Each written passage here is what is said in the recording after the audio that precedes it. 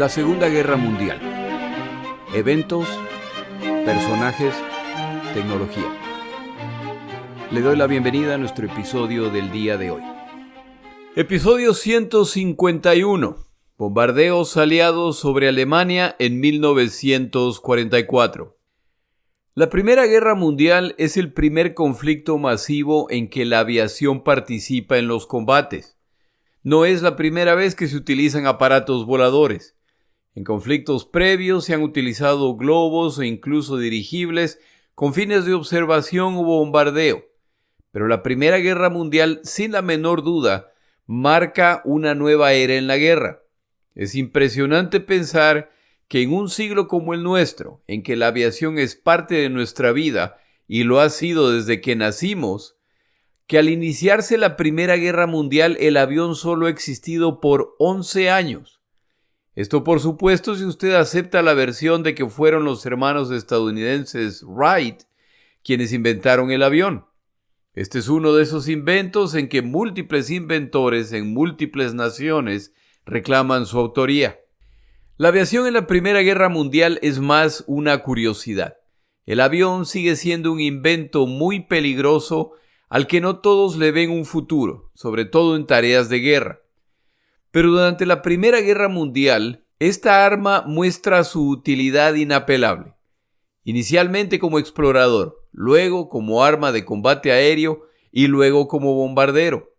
Quienes han prestado atención saben que en el futuro las Fuerzas Armadas deberán contar con un arma aérea sin importar si planean ir al ataque o permanecer a la defensiva. Si llama la atención los pocos años que han pasado desde la invención de la aviación hasta el inicio de la Primera Guerra Mundial, pensar en la evolución del avión entre la Primera y la Segunda Guerra Mundiales es impresionante. De los bi- o triplanos que volaron en la Primera Guerra Mundial, más parecidos a cometas con motores, a los cazas de combate de la Segunda Guerra Mundial, la diferencia en potencia, alcance y armamento es gigantesca. En esos 20 años, entre el final de la Primera Guerra Mundial y el inicio de la Segunda, se alcanza probablemente el desarrollo más grande en el motor de combustión interna. Y como se sabe, para el final de la Segunda Guerra Mundial, incluso estas magníficas armas de guerra ya son obsoletas y son reemplazadas por un nuevo tipo de avión. Esta evolución de la aviación cambia la guerra para siempre. Hasta la Primera Guerra Mundial, las guerras se peleaban en el frente de batalla. La nación invasora intentaba ingresar al territorio del invadido. Esta nación ubicaba sus tropas en la frontera y ahí se enfrentaban los ejércitos, o en el mar, si ese es el caso. Una guerra entera se puede decidir sin que la población civil, lejos de la frontera o del lugar donde se combate, haya nunca escuchado un solo sonido relacionado con la guerra o sufrido alguna consecuencia de los combates. La aviación cambia esto para siempre. Ahora, una nación puede estar ganando claramente la guerra en el frente de batalla, pero sus ciudades, incluso a cientos de kilómetros del frente, pueden estar siendo destrozadas por los bombarderos enemigos. Es imposible enfatizar lo suficiente el cambio psicológico que esto representa para las naciones. Aquellos que hasta ese momento se sentían seguros ya no pueden contar con esa posibilidad. Una nación que lo tiene muy claro desde el principio son los británicos, y la razón es sencilla: son una isla, y hasta la introducción masiva de la aviación, el Canal Inglés o de la Mancha, como lo conocemos en español, era una barrera casi infranqueable. Y quien decidía atacar las islas británicas debía estar dispuesto a enfrentarse a la magnífica flota británica. Algunos intentaron esto y lo pagaron muy caro. Esa barrera natural ya prácticamente no existe. Los enemigos de Gran Bretaña ya no necesitan llegar físicamente a las islas para iniciar los combates, lo que efectivamente sucedió durante la Segunda Guerra Mundial. Como los potenciales enemigos de Gran Bretaña están en el continente, y en los años entre guerras la relación entre Gran Bretaña y Francia es buena, los británicos concluyen que sus potenciales rivales en guerras siguientes serán muy probablemente los alemanes. Por esta razón, empiezan a diseñar bombarderos de más largo alcance, lo que quiere decir principalmente bombarderos de 4 motores. Por su parte, los alemanes tienen un enfoque distinto.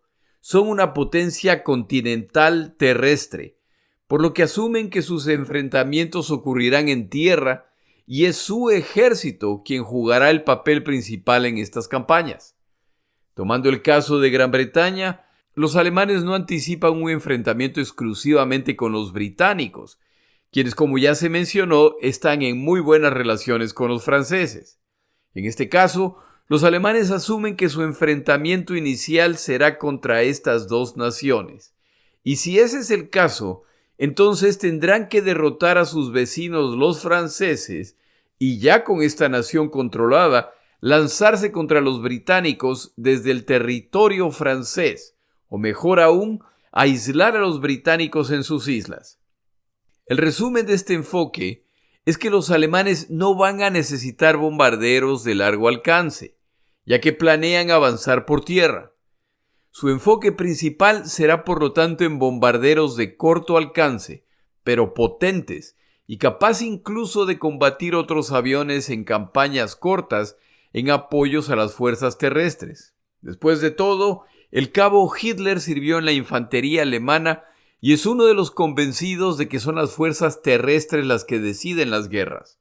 La aviación y la marina son simplemente armas secundarias de apoyo a las fuerzas terrestres. Los alemanes tienen la oportunidad de probar no solo sus aviones, sino sus doctrinas de guerra durante la Guerra Civil Española y quedan muy satisfechos de lo que han observado en el campo de batalla, incluyendo el efecto en la moral de las Fuerzas Armadas y de la población de bombardeos de posiciones civiles. El pánico civil juega un papel importante en el resultado de la batalla y de la guerra, y los alemanes no vacilarán en utilizarlo como arma de conquista. El primer bombardeo documentado de civiles indefensos en la Segunda Guerra Mundial ocurre el 1 de septiembre de 1939, el día que se inicia la Segunda Guerra Mundial con la invasión alemana de Polonia. Al mejor estilo de la llamada Guerra Relámpago. Les recuerdo que ese nombre es un invento occidental. Los alemanes llamaban a su estilo de guerra la guerra de movimiento. Este ataque contra Polonia se inicia con ataques aéreos que buscan destruir posiciones fortificadas a la Fuerza Aérea Polaca y defender además posiciones que los alemanes no quieren que sean destruidas a fin de utilizarlas para la movilización de sus tropas, en particular los puentes. En este proceso, la pequeña villa de Vellum, de 16,000 habitantes y a 20 kilómetros de la frontera alemana, es atacada a las 5:40 de la mañana por una formación de Stukas, los cuales se lanzan en picada con sus temibles sirenas a todo volumen y a una altura de 700 metros, es decir, casi a ras de piso, sueltan sus bombas sobre la población. Es el primero de 3 ataques que esta población sufrirá ese día. El ataque le sale de película a estos aviadores, sobre todo porque no hay presencia militar en la villa, que ni siquiera cuenta con baterías antiaéreas. Estos aviadores pueden atacar con total impunidad y eso es efectivamente lo que hacen. No pasa mucho tiempo y la iglesia y el hospital de la pequeña población están completamente destruidos, junto con 300 edificaciones, equivalentes al 70% de los edificios de la población, incluyendo un monasterio y una sinagoga. Han lanzado 50 toneladas de bombas sobre Vellum. Uno de los habitantes recordaba haber regresado al centro de la villa solo para encontrar montañas de escombros, cadáveres y pedazos de cadáveres por todos lados. Nunca quedó claro cuántos muertos hubieron. Se estima que entre unas cuantas centenas o hasta 1,600 muertos. El reporte de combate de estos aviadores alemanes menciona que no enfrentaron ningún tipo de oposición militar. La causa para este ataque sigue bajo debate, incluyendo la posibilidad de errores. pero la precisión del ataque y el hecho de que fueron múltiples oleadas descartan esa posibilidad. Una de las teorías es que es un intento de causar pánico detrás del frente para impactar la moral de los defensores. En el primer día de esta guerra, los aviadores alemanes volaron más de 2.000 misiones de combate contra múltiples poblaciones y objetivos militares. Estos ataques y aquellos en los días posteriores incluyeron el bombardeo y ametrallamiento de civiles polacos que intentaban escapar de los combates. ¿Por qué atacar a estos individuos? Porque su desesperación y desorden impacta la capacidad de organización de los combatientes polacos. Si esto no fuera suficiente, en menos de 3 semanas, la artillería y la aviación alemana masacrarán Varsovia. No solamente las zonas ocupadas por las Fuerzas Armadas polacas, sino también zonas civiles, incluyendo hospitales, que no están participando en el conflicto. En resumen, lo que se necesite para lograr la capitulación enemiga. Si avanzamos unos meses en esta guerra, una vez que la guerra farsante, ese periodo en que alemanes, franceses y británicos ya se han declarado la guerra, pero juegan a la guerra sin llegar a atacarse frontalmente. Cuando este periodo termina, los aliados han permitido a los alemanes nuevamente tomar la iniciativa, y ahora es el oeste de Europa el cual es atacado por los alemanes. Noruegos, daneses, belgas, holandeses y finalmente franceses caen ante los alemanes. Aquellos que buscan resistir a los alemanes lo pagan al sufrir bombardeos. Destacan en estos días la estratagema alemana contra Dinamarca, al hacer volar a escuadrones de bombarderos enteros sobre su capital, Copenhague, mientras sus tropas desembarcan. El liderazgo danés, al ver esta muestra de poder, decide capitular. Un mes más tarde, los holandeses resisten valiente y brevemente la sorpresiva invasión alemana, y el resultado es un bombardeo alemán sobre Rotterdam. Este bombardeo causa alrededor de 1.000 muertos. El resultado de este bombardeo es la capitulación holandesa. A medida que naciones siguen cayendo, ahora ya le llega el turno a los franceses, los cuales intentan detener a los alemanes lejos de París. Hitler ordena bombardeos de la capital francesa y esta es una de las razones por la que los franceses capitulan. Esto ocurre en 1940 y los alemanes están claramente cerca de ganar la Segunda Guerra Mundial. Han expulsado a los británicos del continente y ya solo les falta que estos entren en razón y capitulen. Desafortunadamente para los planes alemanes, el rey británico recientemente ha nombrado como nuevo primer ministro a un ser intratable y pendenciero llamado Winston Churchill, y este señor se niega a ver lo desesperado de la situación británica. En poco tiempo ocurre la batalla sobre Gran Bretaña, en que los alemanes sufren su primera derrota en esta guerra al ser su fuerza aérea incapaz de destruir a la Fuerza Aérea Británica, requisito indispensable para los desembarcos en las islas. Al fallar este plan, los alemanes pasan a ejecutar el ataque conocido como el Blitz, los bombardeos nocturnos de Londres y sus alrededores. A propósito, el nombre de Blitz se lo dieron los británicos, burlándose de Blitzkrieg, el rápido y agresivo ataque que hace famoso a los alemanes en esta guerra. Para los británicos, el ataque que están sufriendo de parte de los alemanes no merece el nombre completo, les falta ganas. Por esta razón, el ataque se queda como Blitz. Hitler, sabiendo que si logra la capitulación británica, entonces ha ganado esta guerra y puede prepararse para ejecutar el verdadero objetivo de su plan, lo lanza todo contra Gran Bretaña. Por 6 meses, los alemanes van a bombardear el territorio británico con todo lo que tienen. Pero es aquí cuando la doctrina de la aviación alemana muestra sus defectos. Los ágiles y rápidos bombarderos alemanes carecen del alcance y de la capacidad de carga para dar golpes decisivos a los británicos.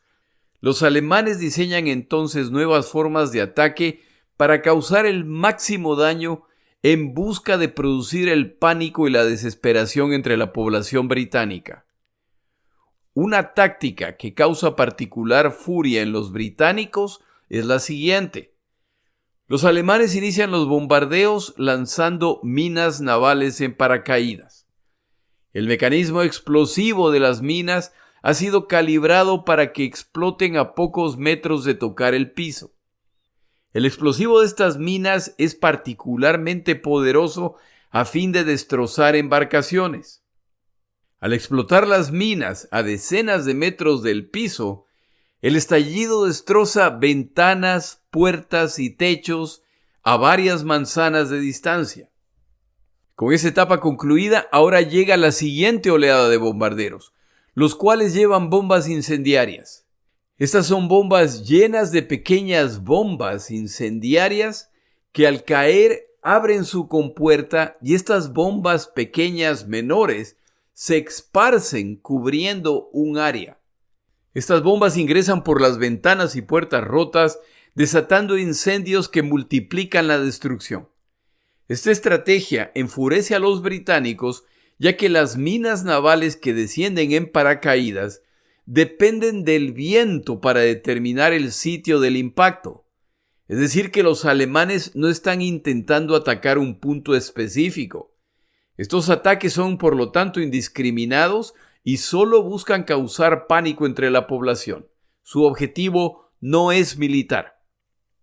Durante la época de estos ataques nocturnos, hay uno que destaca entre el resto, y es el bombardeo alemán de la ciudad británica de Coventry, el 14 de noviembre de 1940. Aunque esta ciudad ha sido bombardeada por los alemanes previamente, esta noche se lanza un ataque que incluirá más de 500 bombarderos. El objetivo es destruir la zona industrial de la ciudad, pero la escala del ataque deja claro que el resto de la ciudad también buscaba ser impactada. El bombardeo de esta ciudad sigue la metodología previamente descrita y los bombarderos de la oleada inicial claramente marcan los puntos a ser atacados por las bombas incendiarias. La segunda oleada lanza las bombas con explosivos de alto poder, incluyendo las minas en paracaídas, y la tercera oleada lanza entonces las bombas incendiarias.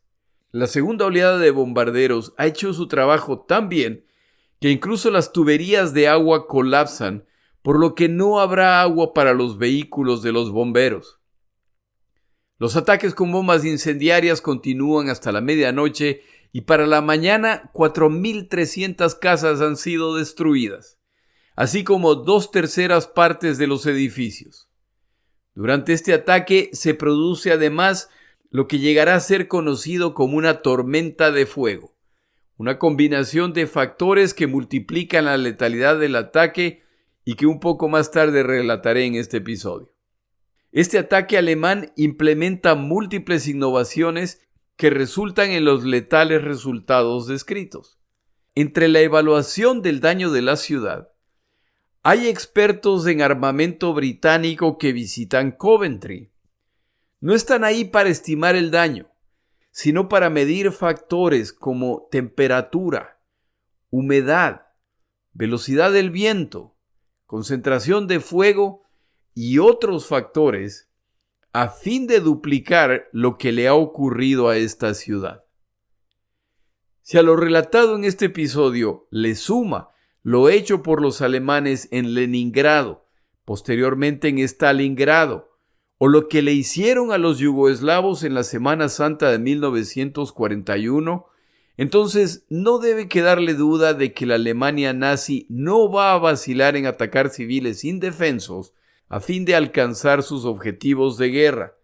Y la evidencia muestra que esta estrategia funciona. Si a usted le parece que el comportamiento alemán en las etapas iniciales de la guerra los hace merecedores de cualquier tipo de represalia, entonces ya tiene la explicación para el resto de este episodio. En este punto, tomamos una pausa.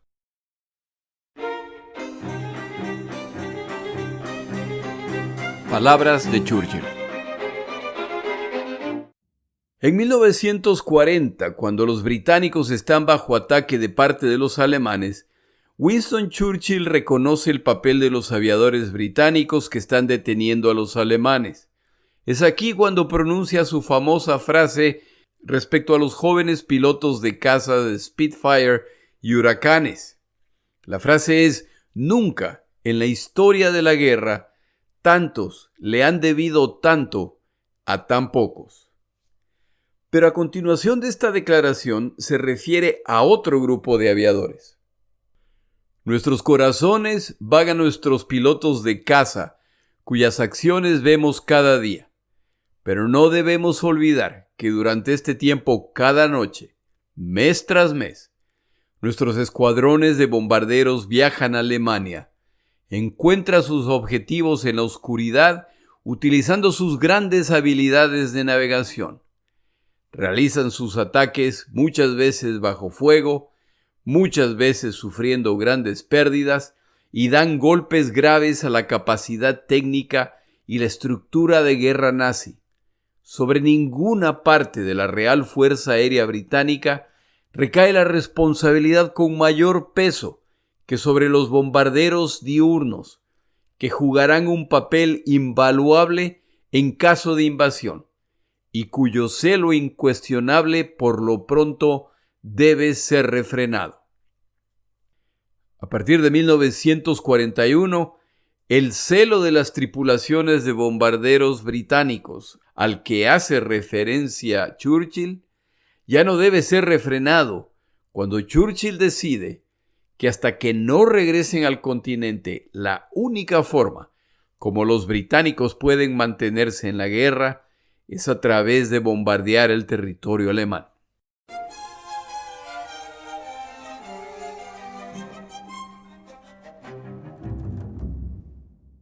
En Gran Bretaña la doctrina de bombarderos es distinta, y quienes abogan por la fuerza aérea teorizan que a través de esta arma se pueden ganar guerras sin la necesidad de fuerzas terrestres o navales. Bombarderos con la suficiente capacidad de carga y alcance pueden decidir una guerra. Los británicos son muy frontales respecto a su doctrina de guerra relacionada con los bombarderos y no vacilan a afirmar ya en 1923: debemos confiar en nuestros bombarderos para nuestra defensa. Es la destrucción de la industria enemiga y sobre todo la erosión de la moral enemiga causada por los bombarderos, el fundamento de la victoria total. La posición de nuestro ejército debe ser derrotar al ejército enemigo. La posición de nuestros bombarderos debe ser derrotar a la nación enemiga. En otras palabras, la posición británica está muy clara, y sus enemigos deben saber que, en caso de guerra, la Fuerza Aérea Británica destrozará a su nación. La guerra se ha transformado para siempre y todos, incluyendo aquellos a centenas de kilómetros del frente, ahora son blancos aceptables para los bombarderos británicos.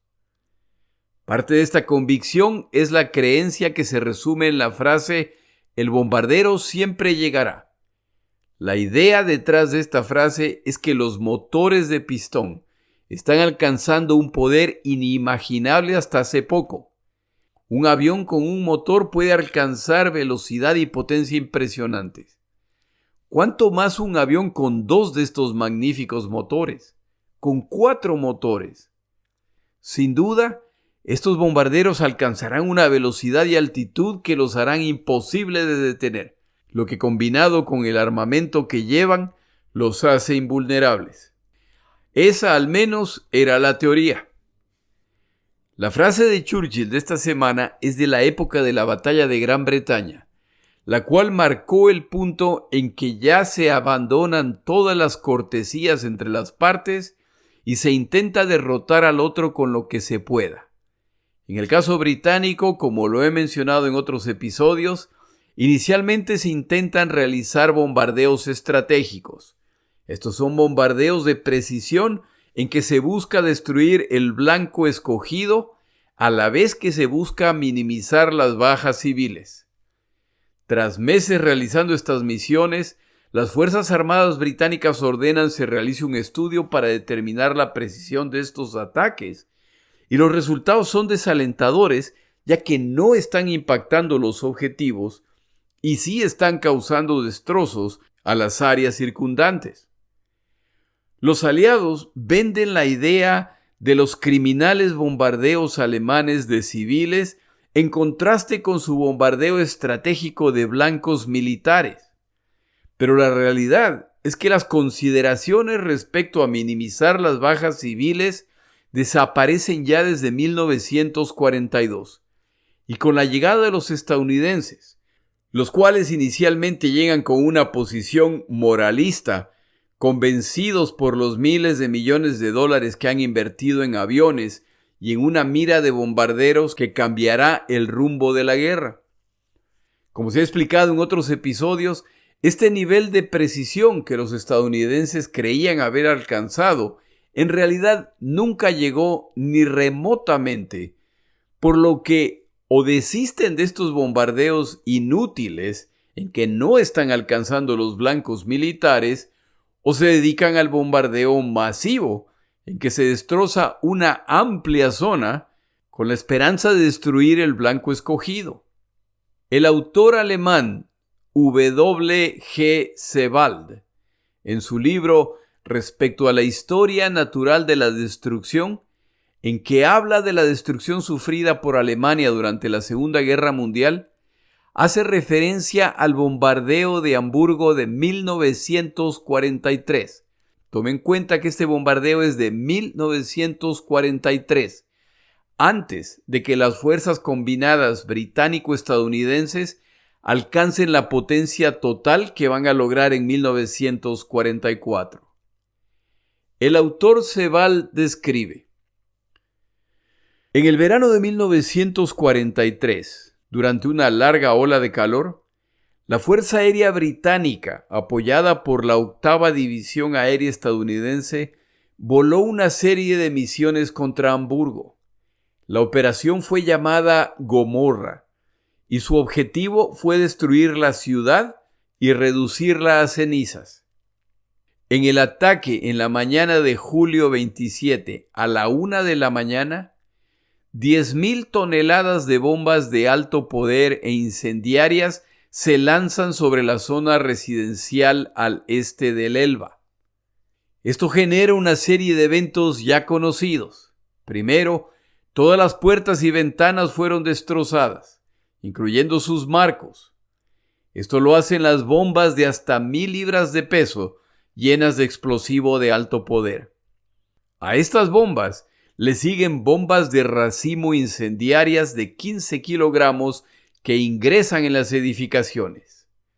En unos pocos minutos, grandes incendios se desatan en toda la zona de alrededor de 20 kilómetros cuadrados. Estos incendios se combinan tan rápidamente que en apenas un cuarto de hora después del estallido de las primeras bombas, toda esta área era un mar de llamas que alcanzaba tan lejos como permitía la vista. Apenas 5 minutos más tarde se inicia una tormenta de fuego de una intensidad nunca vista. Las llamas para este momento se elevaban a 2.000 metros de altura, absorbiendo el oxígeno hacia sí con tanta violencia que los vientos generados alcanzan fuerza de huracán, produciendo aullidos como el de un gran órgano. Este fuego ardió por 3 horas. En su etapa más intensa, arrancó techos y paredes, lanzando piezas sueltas e incluso letreros por los aires. Árboles fueron arrancados. Seres humanos cerca del evento repentinamente se transformaban en antorchas humanas. El fuego se elevaba a la altura de las casas y se desplazaba como una gran ola a velocidades superiores a los 150 kilómetros por hora, recorriendo calles y plazas. Incluso el agua en algunos canales estaba en llamas. El vidrio de los vehículos se derretía. Azúcar almacenada en bodegas se caramelizó. Los que se encontraban en la calle simplemente caían en dramáticas contorsiones al inhalar los vapores que emanaban del asfalto derretido. Nunca se sabrá con certeza cuántas personas murieron esa noche o cuántos enloquecieron de dolor y desesperación antes de morir. Cuando finalmente amanece, el sol veraniego no logra penetrar la densa capa de humo y de desesperación que ha descendido sobre la ciudad. El humo resultante ha ascendido hasta 8,000 metros de altura, donde se esparce creando una gran nube.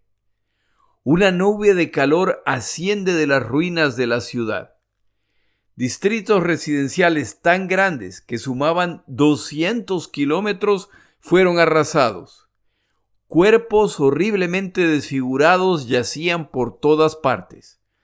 Pequeñas llamas producidas por el fósforo de las bombas todavía parpadeaban sobre cadáveres.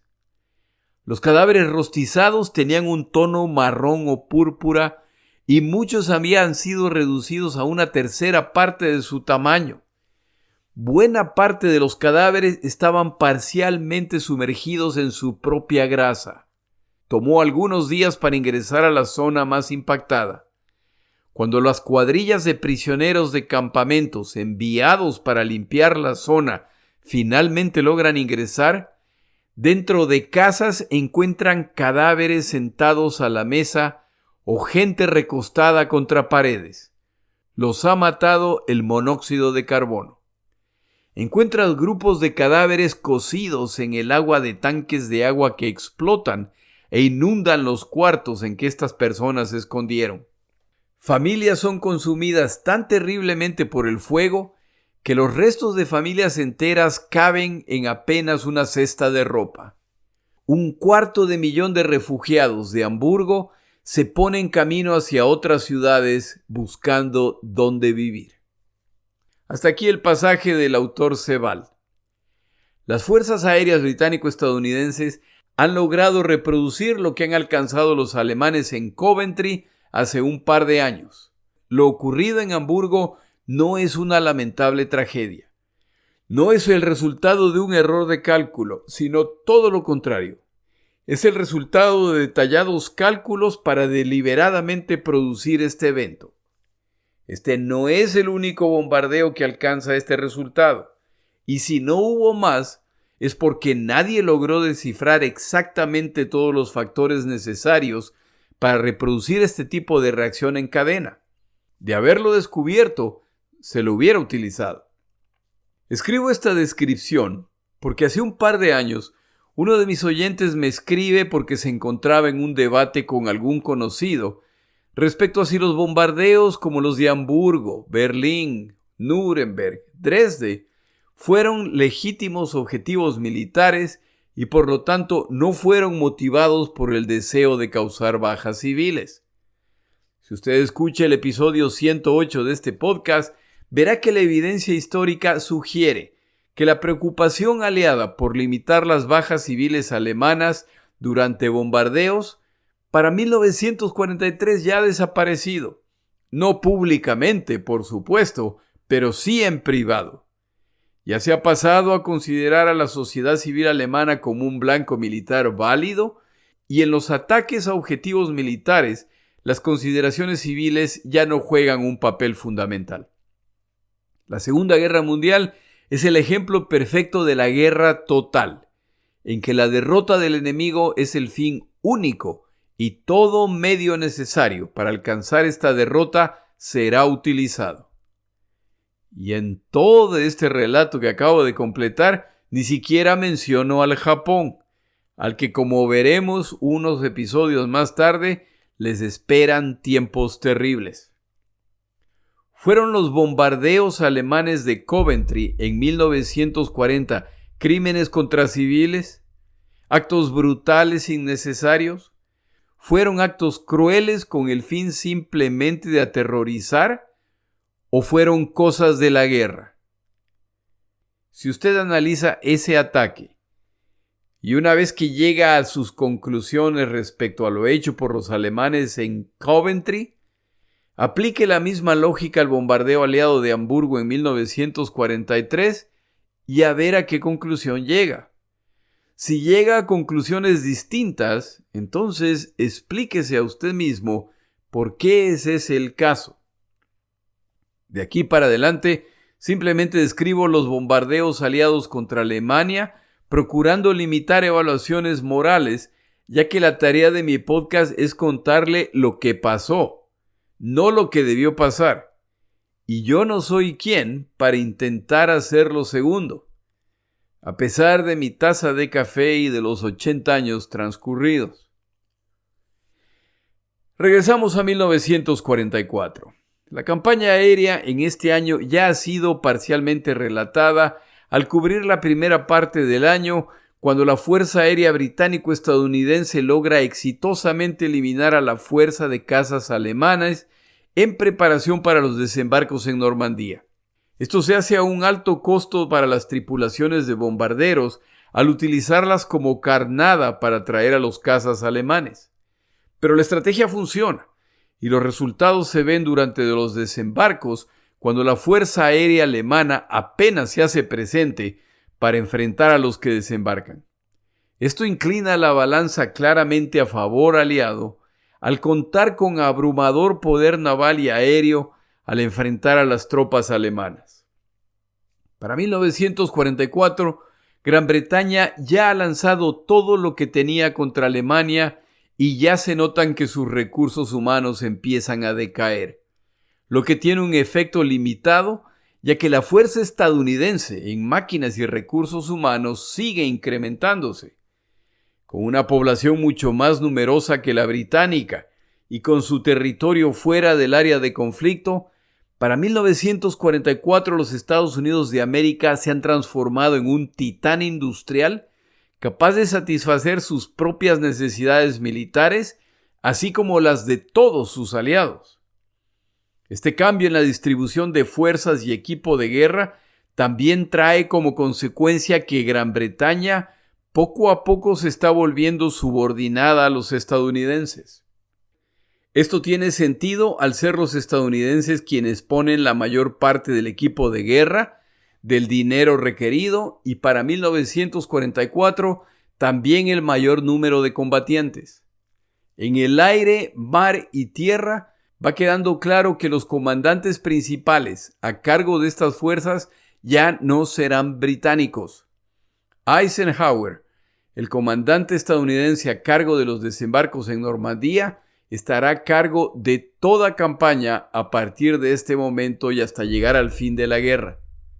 La única excepción son los servicios de inteligencia, ya que el magnífico trabajo realizado por los británicos a través de Ultra desde Bletchley Park es innegable. En los meses de preparación para los desembarcos, el comandante británico a cargo de las fuerzas de bombarderos, Arthur Harris, quiere garantías de que los bombardeos del territorio alemán no serán impactados. Harris es uno de los convencidos de que se puede ganar esta guerra a través de los bombardeos. De hecho, él considera que tal vez los desembarcos de Normandía no van a ser necesarios si se logra que Alemania capitule previamente. Este no será el caso, pero el autor consultado esta semana provee una tabla que nos ayuda a mantener en contexto la participación de cada aliado contra Alemania y su impacto en la guerra global. El autor Neylands provee la siguiente tabla. Esta es la distribución de cazas de combate alemanes en abril de 1944. Cazas alemanes defendiendo el Reich, es decir, el territorio alemán, 850. Cazas alemanes defendiendo Francia y los Países Bajos, 135. Cazas defendiendo Noruega, 30. Italia, 145. Cazas en el frente este, es decir, en la batalla contra la Unión Soviética, 515, para un total de 1.675 cazas alemanes. Estos números muestran que en 1944, 2/3 partes de los cazas de combate alemanes se encuentran combatiendo a británicos y estadounidenses, ya que con la excepción del frente este, son ellos, británicos y estadounidenses, quienes combaten en todos los otros frentes. Note que 850 cazas de combate alemanes, la mitad de los cazas disponibles, están intentando proteger el territorio alemán. Para 1944, la Fuerza Aérea Soviética ya domina a la Fuerza Aérea Alemana en el este. Pero es conveniente no olvidar que ellos están combatiendo a una tercera parte de los cazas totales con los que contaban los alemanes. Pero estos números son engañosos. 1675 es el número de cazas con los que cuentan los alemanes. Estos números no incluyen todos los cazas con los que les hubiera gustado contar, pero que no pueden al ser su capacidad industrial destruida o afectada por los bombardeos aliados de su territorio y de los territorios que ocupan. Incluso ese análisis es incompleto. Estos números hablan de cazas de combate. Para este momento, los alemanes tienen una necesidad tan grande de este tipo de avión que desde hace años han tenido que reducir o suspender completamente la construcción de bombarderos, el arma ofensiva por excelencia. El impacto de los bombardeos británico-estadounidenses en la guerra total, incluyendo en el frente soviético, es innegable. Y ya muestra que la destrucción de Alemania y sus fuerzas militares es irreversible como resultado del esfuerzo conjunto. Adicionalmente a los esfuerzos en preparación para los desembarcos en Normandía, los británicos ya han lanzado lo que ellos llaman ya muy frontalmente la guerra contra las ciudades alemanas. Y para este momento los avances tecnológicos relacionados con el radar, armamento y tácticas han mejorado la precisión de sus ataques, aclarando que ya no se intenta atacar blancos específicos, sino áreas enteras. Los preparativos para los desembarcos muestran cuánto ha evolucionado la guerra hasta este punto. La planificación aliada ya no considera lo que realistamente pueden bombardear. Para este punto ya se trata de escoger qué es lo que quieren bombardear. Están alcanzando el dominio aéreo total. Se decide priorizar objetivos en este orden. Primero, la Fuerza Aérea Alemana. Segundo, los medios de transporte. Tercero, las reservas de combustible. Y cuarto, las ciudades alemanas. Los aliados ya se pueden dar el lujo de escoger qué quieren atacar. Como lo he relatado en otros episodios, los desembarcos aliados van magníficamente bien y para julio de 1944, apenas unas semanas después de los desembarcos en Normandía, ya está claro que los alemanes no podrán destruir a las fuerzas que han desembarcado. El colapso final alemán ya está a la vista. Las fuerzas de bombarderos siguen jugando un papel importante para derrotar a las fuerzas alemanas en Francia mientras se consolidan. Con esta etapa completa, ya la Fuerza Aérea Alemana deja de ser el blanco principal. Ya está claro que la Fuerza Aérea está derrotada. El enfoque cambia entonces a las reservas petroleras. Esta idea no es nueva y se viene considerando desde 1939, pero entonces no era posible debido a las inmensas distancias, las impresionantes defensas antiaéreas alemanas y el dominio aéreo de la Fuerza Aérea Alemana sobre la zona. De hecho, a inicios de 1944, la Fuerza Aérea estadounidense lo ha vuelto a intentar sufriendo grandes pérdidas. Pero para agosto de 1944, y con el avance aliado en el continente, en Francia y en Italia, ya cuentan con bases cerca de Ploesti, y con cazas de combate que pueden escoltar a los bombarderos hasta el blanco. Tras muchos intentos, se lanzan misiones de bombardeo el 10, el 17, el 18 y el 19 de agosto de 1944. Cada ataque cuenta con más de 1000 bombarderos. Finalmente, las refinerías de Ploesti colapsan y cesan su producción. La parálisis total alemana ya está en camino. Esta campaña cuesta a los aliados 305 bombarderos y más de 3.000 miembros de tripulaciones entre muertos y capturados. El éxito de esta misión hace que ahora sean las plantas de combustible sintético en Alemania el objetivo principal. Estos objetivos finales no serán fáciles, ya que los alemanes también han logrado avances tecnológicos en radares que se utilizan en sus baterías antiaéreas y en cazas nocturnos que ahora enfrentan a los bombarderos aliados, principalmente británicos. Ahora son los británicos los que se muestran inflexibles estratégicamente. Llevan años realizando bombardeos nocturnos, lo que ha reducido sus pérdidas. Pero ahora, con escoltas capaces de acompañarlos durante el día, prefieren seguir con sus campañas nocturnas, y los alemanes despachan sus cazas nocturnos a enfrentarlos, y los británicos no tienen una respuesta para esta nueva amenaza, lo que nuevamente incrementa sus pérdidas. Estos cazas nocturnos alemanes serían presas fáciles de los cazas aliados durante el día. El combate aéreo sobre Europa en 1944 tiene muy poco que ver con los combates de 1939. Los avances tecnológicos han incrementado la letalidad de los combatientes hasta niveles inimaginables hace apenas 5 años. Para septiembre de 1944, con el avance aliado consolidado en Francia y los soviéticos avanzando imparables en el este de Europa, las fuerzas de bombarderos aliados que ya han alcanzado plena potencia pueden frontalmente dedicarse a la destrucción de Alemania. Poco a poco, el listado de ciudades alemanas grandes y pequeñas destrozadas por flotas de bombarderos de entre 150 bombarderos hasta más de 1.200 bombarderos, dependiendo de la importancia del blanco, sigue creciendo.